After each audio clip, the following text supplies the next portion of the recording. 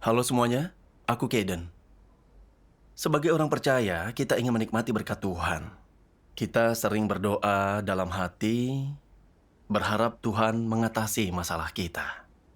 Kita bersyukur kepada Tuhan saat menerima berkat-Nya, tapi saat menghadapi penyakit dan kesulitan, kita mengeluh.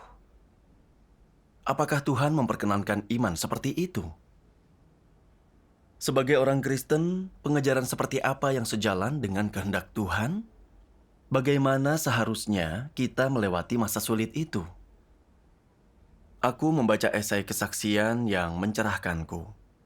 Judulnya adalah, Apakah mengejar berkat sejalan dengan kehendak Tuhan? Aku ingin bacakan untuk kalian. Tahun 2018, aku beruntung menerima pekerjaan Tuhan yang Maha Kuasa. Aku sangat senang bisa menyambut kembalinya Tuhan. Kemudian, aku belajar cara menginjil, tapi karena aku bekerja di siang hari dan pulang malamnya sudah lelah, aku sulit fokus pada tugasku. Aku ingin berhenti bekerja dan sepenuhnya menginjil, tapi kondisi nyataku tidak memungkinkan. Aku membesarkan 5 anak.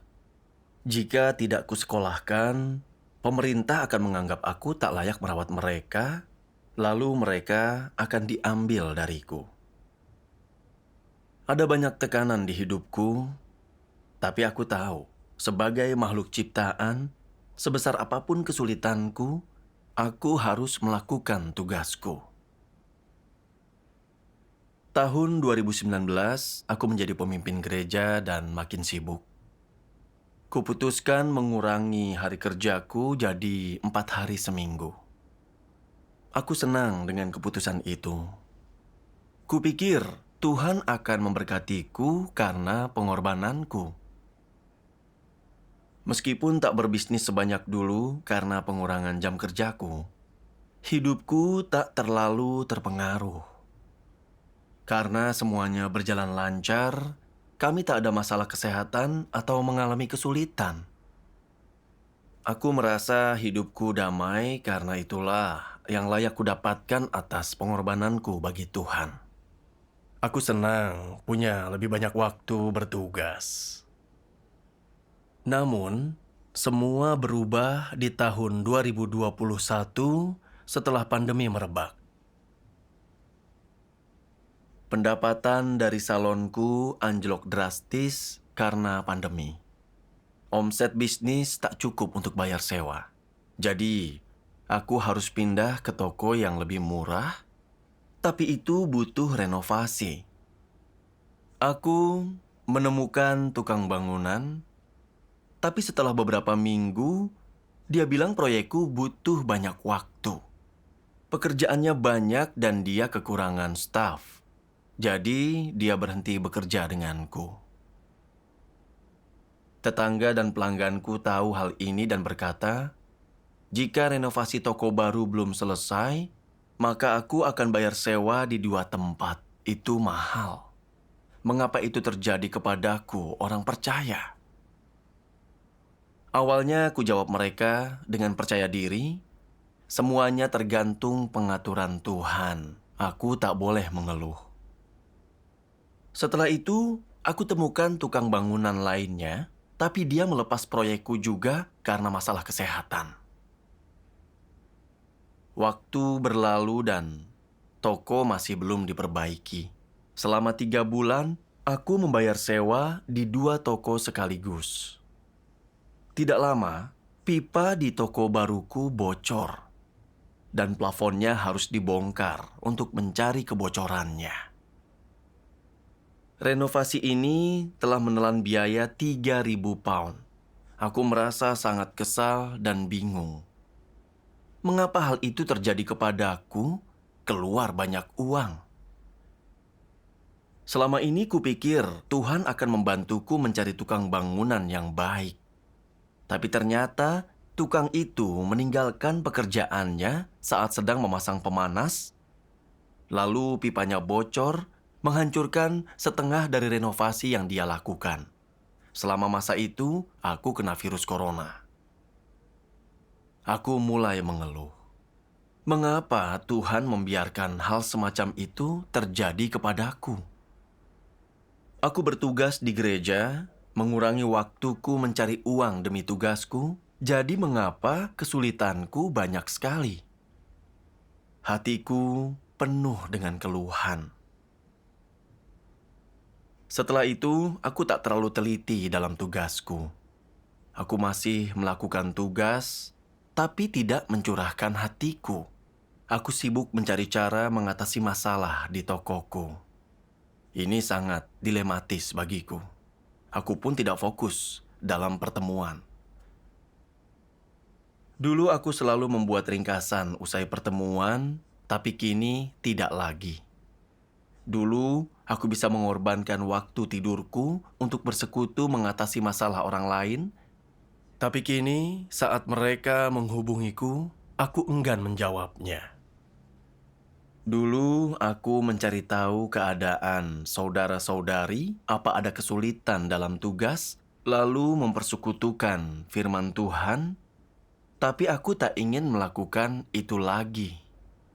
Aku makin ceroboh dalam tugasku. Suatu hari, pemimpin tinggi memberitahu aku harus memikul tanggung jawab, mengatur pertemuan anggota baru, dan menyirami mereka dengan benar agar tak seorang pun terlepas. Aku menentang pengaturannya itu. Karena aku tidak akan punya waktu untuk urusan di rumah. Aku ingin menghabiskan waktu luangku dengan keluarga dan teman-temanku. Aku menginginkan kenyamanan fisik. Saat itu, keadaanku memburuk. Aku enggan melakukan masa teduh dan baca firman. Dulu aku bangun pagi membaca firman. Siangnya, ku dengarkan pembacaannya. Tapi kini, aku tak ingin bangun pagi membaca firman karena aku tak diberkati sebagai imbalan usahaku dan menemui banyak rintangan. Aku tak tahu harus bersekutu apa. Aku berpura-pura baik-baik saja, setidaknya posisiku di gereja bisa kupertahankan. Aku juga mulai licik dalam tugasku. Saat orang menanyakan tugasku, aku bilang sudah selesai, padahal belum kulakukan. Aku menipu mereka. Sikapku itu karena Tuhan tidak memberkatiku dan membiarkanku didera kesulitan. Aku tak menunjukkan hormat kepada Tuhan, apalagi menyembahnya. Keadaanku mengerikan, jadi kuceritakan kepada pemimpin. Dia menyuruhku membaca firman Tuhan ini. Sementara menjalani ujian, wajar bagi manusia untuk merasa lemah atau memiliki kenegatifan dalam diri mereka atau kurang memiliki kejelasan tentang kehendak Tuhan atau jalan penerapan mereka. Namun, dalam hal apapun, engkau harus memiliki iman dalam pekerjaan Tuhan, dan seperti Ayub, jangan menyangkal Tuhan.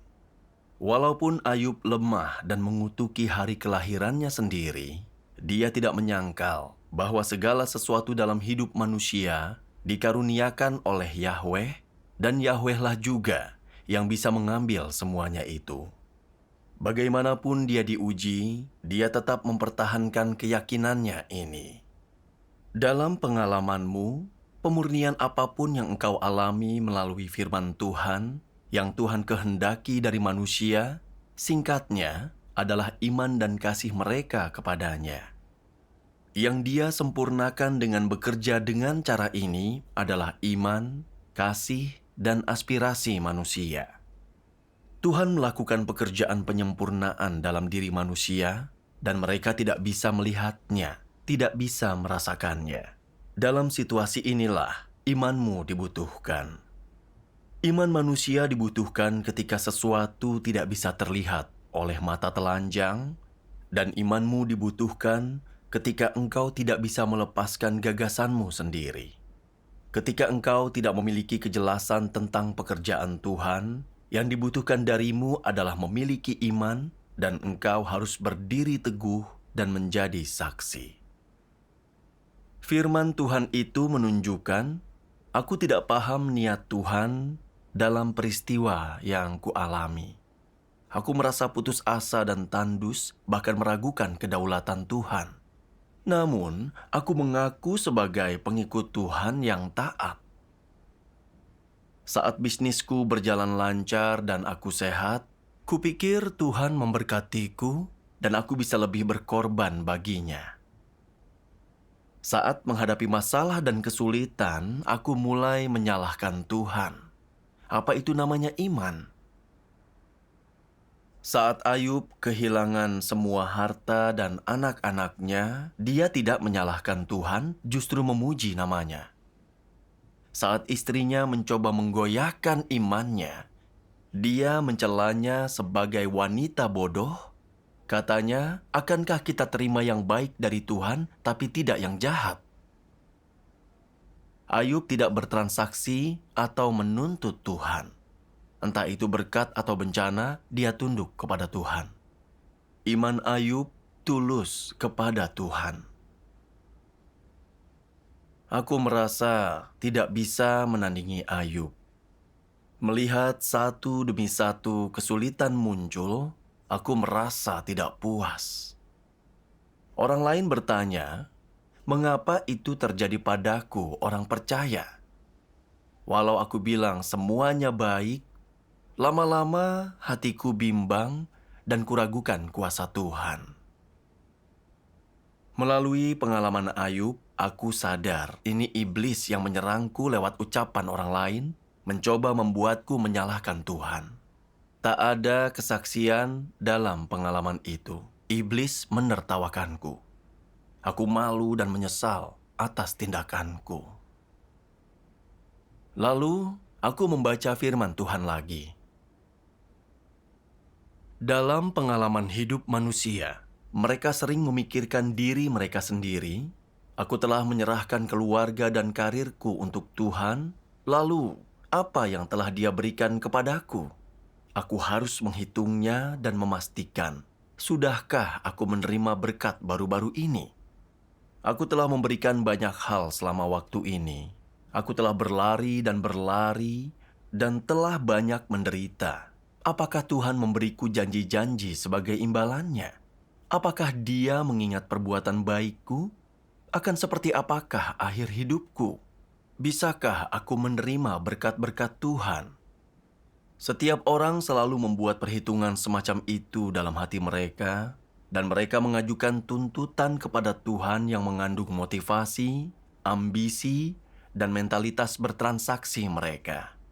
Dengan kata lain, dalam hatinya, manusia terus-menerus menguji Tuhan, selalu menyusun rencana tentang Tuhan, dan selalu memperdebatkan kasus untuk akhir pribadinya sendiri dengan Tuhan, dan mencoba untuk mengeluarkan pernyataan dari Tuhan, melihat apakah Tuhan dapat memberikan kepadanya apa yang dia inginkan atau tidak. Pada saat yang sama ketika mengejar Tuhan, manusia tidak memperlakukan Tuhan sebagai Tuhan. Manusia telah selalu berusaha membuat kesepakatan dengan Tuhan, mengajukan tuntutan kepadanya tanpa henti, dan bahkan menekannya di setiap langkah, berusaha meminta lebih banyak setelah diberi sedikit, seperti kata pepatah, diberi hati, minta jantung. Pada saat bersamaan saat mencoba bertransaksi dengan Tuhan, manusia juga berdebat dengannya, dan bahkan ada orang-orang yang ketika ujian menimpa mereka, atau mereka mendapati diri mereka berada dalam situasi tertentu, seringkali menjadi lemah, pasif serta kendur dalam pekerjaan mereka dan penuh keluhan akan Tuhan. Dari waktu saat manusia pertama kali mulai percaya kepada Tuhan, dia telah menganggap Tuhan berlimpah ruah, sama seperti pisau Swiss Army, dan dia menganggap dirinya sendiri sebagai kreditur terbesar Tuhan, seolah-olah berusaha mendapatkan berkat dan janji dari Tuhan adalah hak dan kewajiban yang melekat pada dirinya, sementara tanggung jawab Tuhan adalah melindungi dan memelihara manusia serta membekalinya. Seperti inilah pemahaman dasar tentang percaya kepada Tuhan dari semua orang yang percaya kepada Tuhan, dan seperti inilah pemahaman terdalam mereka tentang konsep kepercayaan kepada Tuhan. Dari natur dan esensi manusia hingga pengejaran subjektifnya, tidak ada satupun yang berhubungan dengan sikap takut akan Tuhan. Tujuan manusia percaya kepada Tuhan tidak mungkin ada kaitannya dengan penyembahan kepada Tuhan. Dengan kata lain, manusia tidak pernah mempertimbangkan atau memahami bahwa kepercayaan kepada Tuhan membutuhkan takut akan Tuhan dan menyembah Tuhan. Dalam kondisi seperti itu, hakikat manusia mudah terlihat. Apakah hakikat ini? Hati manusia itu jahat, menyimpan pengkhianatan dan kecurangan, tidak mencintai keadilan dan kebenaran, dan hal yang positif, dan hati manusia hina dan serakah. Hati manusia benar-benar tertutup bagi Tuhan. Manusia sama sekali tidak memberikan hatinya kepada Tuhan. Tuhan tidak pernah melihat hati manusia yang sejati, dan Dia juga tidak pernah disembah oleh manusia. Seberapapun besarnya harga yang Tuhan bayar, atau seberapapun banyaknya pekerjaan yang Dia lakukan, atau seberapapun banyaknya Dia membekali manusia, manusia tetap buta dan sama sekali tidak peduli terhadap semua itu. Manusia tidak pernah memberikan hatinya kepada Tuhan. Dia hanya ingin memikirkan hatinya sendiri, membuat keputusannya sendiri. Intinya adalah, manusia tidak mau mengikuti jalan takut akan Tuhan dan menjauhi kejahatan, ataupun taat pada kedaulatan dan pengaturan Tuhan, dan dia juga tidak mau menyembah Tuhan sebagai Tuhan. Seperti itulah keadaan manusia saat ini. Bagaimanapun mereka diuji, kesetiaan mereka yang memiliki Tuhan di dalam hatinya tetap tidak berubah. Tetapi bagi mereka yang tidak memiliki Tuhan di dalam hatinya, begitu pekerjaan Tuhan tidak menguntungkan bagi dagingnya, mereka berubah pandangan tentang Tuhan dan bahkan meninggalkan Tuhan. Itulah orang-orang yang tidak akan tetap bertahan sampai pada akhirnya, yang hanya mencari berkat Tuhan tanpa memiliki kerinduan untuk mengorbankan diri kepada Tuhan dan menyerahkan hidupnya bagi Tuhan. Orang-orang hina semacam itu, semuanya akan dibuang ketika pekerjaan Tuhan berakhir, dan sama sekali tidak layak dikasihani. Mereka yang tidak memiliki kemanusiaan tidak mampu bersungguh-sungguh mengasihi Tuhan. Ketika situasinya aman dan terjamin, atau ketika mereka bisa mendapatkan keuntungan, mereka taat sepenuhnya kepada Tuhan, tetapi begitu keinginan mereka tidak terkabul atau akhirnya ditolak, mereka langsung memberontak.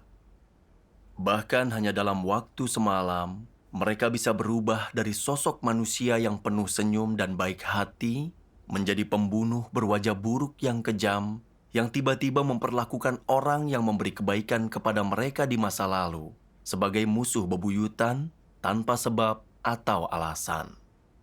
Jika setan-setan ini tidak diusir keluar, setan-setan yang bisa membunuh tanpa ragu ini, bukankah mereka akan menjadi bahaya yang tersembunyi? Firman Tuhan menunjukkan apa yang tersembunyi di lubuk hatiku. Aku beriman bukan untuk tunduk dan menyembah Tuhan, tapi untuk menikmati berkat-Nya.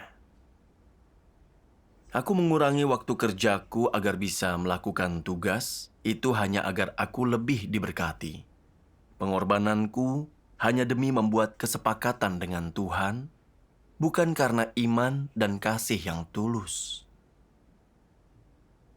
Saat masalah pertama kali muncul, aku tetap teguh dalam tugas karena kupikir itu akan berlalu dan Tuhan akan lebih banyak memberkatiku. Namun, kesulitan terus berlanjut. Ada masalah di toko baru dan aku kehilangan banyak uang. Aku tak punya motivasi melakukan tugasku lagi. Dan mulai menyalahkan Tuhan. Aku sudah berkorban, mengapa Tuhan tak memberkatiku? Tanpa berkat Tuhan, Aku tak ingin bekerja keras bagi Tuhan seperti dulu. Aku hanya ingin memikirkan kenyamananku sendiri. Sudut pandangku terus diserang kesulitan yang kualami, dan menghadapinya, aku gagal mencari kehendak Tuhan atau menerapkan kebenaran dan berdiri teguh. Aku justru mencari cara mengatasi kesulitan keuanganku sendiri, bahkan mengacaukan tugasku dan tak bertanggung jawab. Tak ada Tuhan di hatiku. Dari sikapku terhadap Tuhan dan tugasku, aku bukanlah pengikut Tuhan yang sejati. Aku mengaku mengasihi Tuhan, tapi menyalahkan Tuhan saat menghadapi kesulitan. Aku berdebat dan bergumul dengannya, seperti yang Tuhan firmankan. Dalam semalam, mereka berubah dari sosok baik hati penuh senyum menjadi pembunuh jelek yang kejam, yang tanpa alasan memperlakukan orang yang memberi mereka kebaikan sebagai musuh. Perilakuku persis seperti yang Tuhan firmankan itu. Aku hanya bertugas saat Tuhan memberkatiku. Aku bertingkah seperti kreditur, menuntut yang kuinginkan dari Tuhan. Namun nyatanya, Tuhan memberiku kehidupan, Dia memberiku lebih dari cukup. Mengapa aku masih mencela Tuhan dan berdebat dengannya? Aku melawannya dengan asal bertugas. Aku merasa malu saat merenungkan ini. Jika aku tidak bertobat, bukankah Tuhan akan membenci dan menyingkirkan orang sepertiku? Aku berdoa dalam hati, Tuhan, aku tak punya nurani. Aku sudah menikmati kasih karunia-Mu, tapi terus menuntut-Mu tiada habisnya. Saat keinginanku tak terpenuhi, aku menjadi negatif.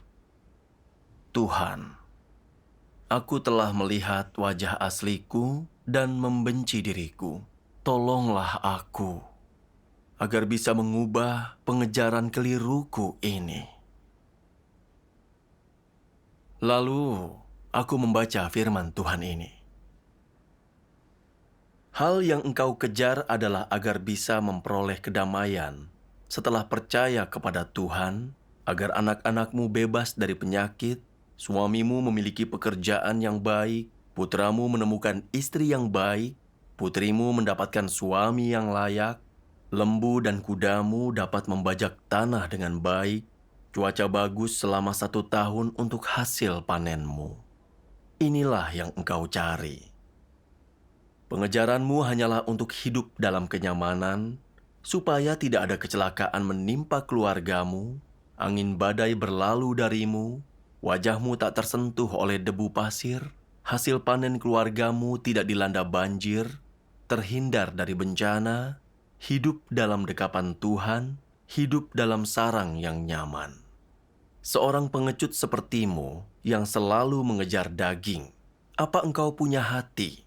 Apa engkau punya roh? Bukankah engkau adalah binatang buas? Aku memberimu jalan yang benar tanpa meminta imbalan apapun, tetapi engkau tidak mengejarnya. Apakah engkau salah satu dari orang-orang yang percaya kepada Tuhan? Aku memberikan kehidupan manusia yang nyata kepadamu, tetapi engkau tidak mengejarnya. Apakah engkau tidak ada bedanya dari babi atau anjing? Semua manusia yang rusak hidup untuk diri mereka sendiri. Tiap orang memperjuangkan kepentingannya sendiri. Inilah ringkasan dari natur manusia. Orang percaya kepada Tuhan demi diri mereka sendiri. Ketika mereka meninggalkan segala sesuatu dan mengorbankan diri mereka untuk Tuhan, tujuannya adalah untuk diberkati. Dan ketika mereka setia kepadanya, tujuannya adalah untuk mendapatkan upah. Singkatnya, semua itu dilakukan dengan tujuan untuk diberkati, diberi upah, dan masuk ke dalam kerajaan surga.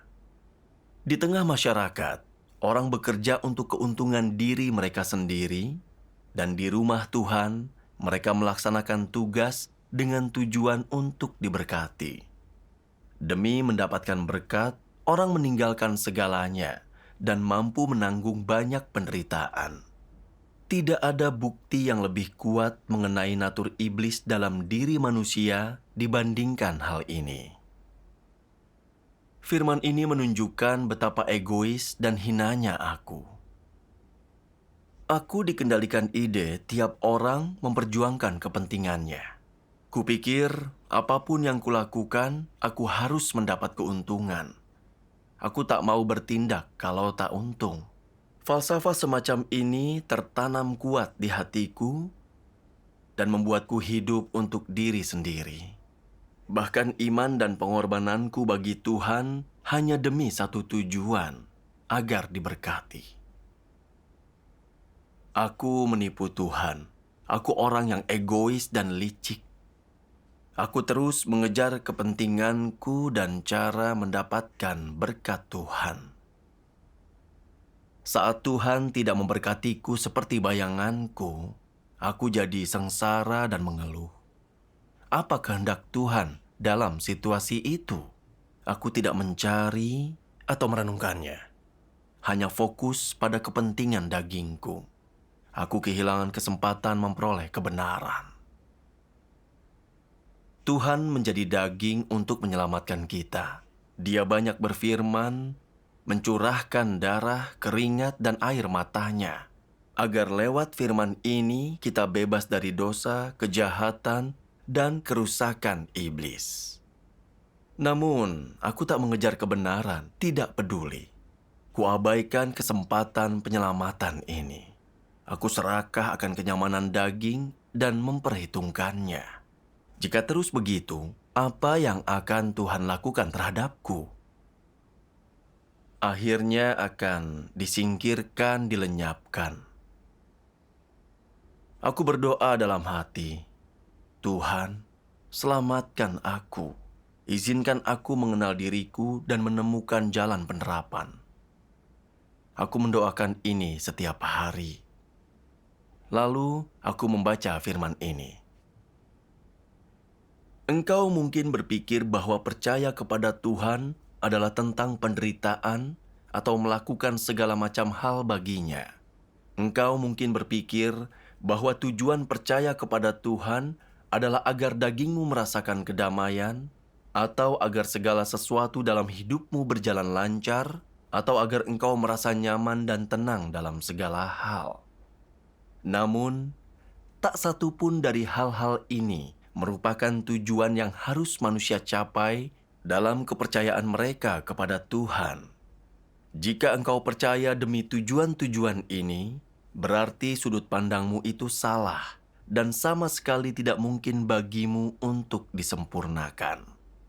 Tindakan Tuhan, watak Tuhan yang benar, hikmat-Nya, firman-Nya, keajaiban-Nya, serta dirinya yang tak terselami, semua itulah yang harus manusia pahami. Engkau harus menggunakan pemahaman ini untuk menyingkirkan dari dalam hatimu semua tuntutan, harapan, dan gagasan pribadimu. Hanya dengan menyingkirkan hal-hal ini, engkau bisa memenuhi syarat yang dituntut oleh Tuhan, dan hanya dengan melakukan ini, engkau bisa memiliki hidup dan memuaskan Tuhan. Tujuan percaya kepada Tuhan adalah untuk memuaskannya dan hidup dalam watak yang Dia inginkan, sehingga tindakan dan kemuliaannya dapat terwujud lewat sekelompok orang yang tidak layak ini. Inilah cara pandang yang benar untuk percaya kepada Tuhan, dan ini juga merupakan tujuan yang harus engkau capai. Tidak ada hubungan antara tugas manusia dan apakah dia diberkati atau dikutuk. Tugas adalah apa yang manusia harus penuhi. Itu adalah panggilan surgawinya, dan seharusnya tidak bergantung pada imbalan jasa, kondisi, atau nalar. Baru setelah itulah, dia bisa dikatakan melakukan tugasnya. Diberkati adalah ketika orang disempurnakan dan menikmati berkat Tuhan setelah mengalami penghakiman. Dikutuk adalah ketika wataknya tidak berubah, Setelah mereka mengalami hajaran dan penghakiman, itu adalah ketika mereka tidak mengalami proses disempurnakan, tetapi dihukum. Namun, terlepas dari apakah mereka diberkati atau dikutuk, makhluk ciptaan harus memenuhi tugasnya, melakukan apa yang seharusnya dilakukan, dan melakukan apa yang mampu dilakukannya. Inilah yang setidaknya harus dilakukan oleh orang yang mengejar Tuhan. Engkau tidak seharusnya melakukan tugasmu hanya untuk diberkati, dan engkau tidak seharusnya menolak untuk bertindak karena takut dikutuk. Kuberitahukan satu hal kepadamu. Pelaksanaan tugas manusia adalah apa yang harus dia lakukan, dan jika dia tidak mampu melaksanakan tugasnya, maka ini adalah pemberontakannya. Aku berkali-kali mengaku punya iman yang sejati, tapi aku sadar itu hanya imajinasiku. Iman yang kumiliki seperti ucapan Paulus di 2 Timotius 4 ayat 7-8. Sudah kulakukan pertandingan yang baik, sudah kuselesaikan perlombaanku, aku sudah menjaga imanku. Mulai sekarang tersedia bagiku mahkota kebenaran. Paulus menunggu mahkota kebenaran atas pelayanannya bagi Tuhan. Begitu juga tujuan imanku untuk diberkati. Firman Tuhan memberitahuku arti iman dan pengejaran yang tepat yang harus kumiliki. Aku merasa siap mengubah jalanku yang salah, karena itu akan membuatku makin bejat dan jadi musuh Tuhan. Aku seperti anak yang tak sungguh berbakti pada orang tuanya, tapi hanya ingin sesuatu dari mereka. Anak seperti itu tidak akan disayangi orang tuanya akan menderita. Motivasiku dalam iman sangat memalukan. Aku mengharapkan balasan apa dari Tuhan? Aku sudah menikmati kasih karunia dan berkat-Nya, mendapat bekal dari kebenaran firman-Nya serta perlindungan-Nya. Belum lagi udara yang kuhirup, sinar matahari, makanan sehari-hariku. Semuanya telah disediakan Tuhan. Bahkan Tuhan memberiku hidup. Bagaimana ku balas kasih pencipta kita? Meski ku beri semua milikku, tak akan bisa kubalas. Walau begitu, aku menyalahkan Tuhan dan bergumul dengannya. Aku tidak punya kemanusiaan dan kesadaran diri. Ikut Tuhan dan bertugas, itu tanggung jawabku, sudah kewajibanku. Itu kesempatanku mengejar kebenaran dan diselamatkan. Jika tak melakukan tugas, aku tak bisa mendapat kebenaran atau mengubah watak rusakku. Aku seharusnya tidak membuat kesepakatan dengan Tuhan soal tugasku. Puji Tuhan, kini aku sadar melakukan tugas itu kewajiban makhluk ciptaan, tanggung jawab manusia.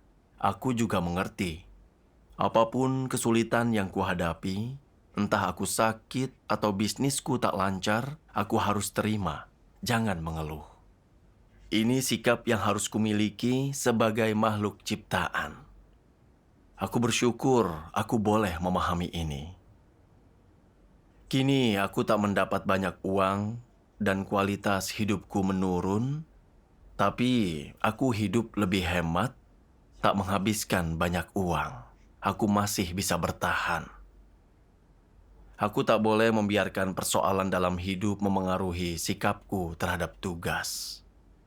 Aku menawarkan bantuan kepada saudara-saudari, berusaha menyelesaikan semua tugasku. Situasi ini menunjukkan betapa egois dan kejinya aku dan membuatku paham sudut pandangku yang salah dalam iman. Ini tercapai berkat bimbingan firman Tuhan. Puji Tuhan. Demikianlah artikel ini. Aku harap ini membantu kalian. Terima kasih telah menonton. Sampai jumpa lagi.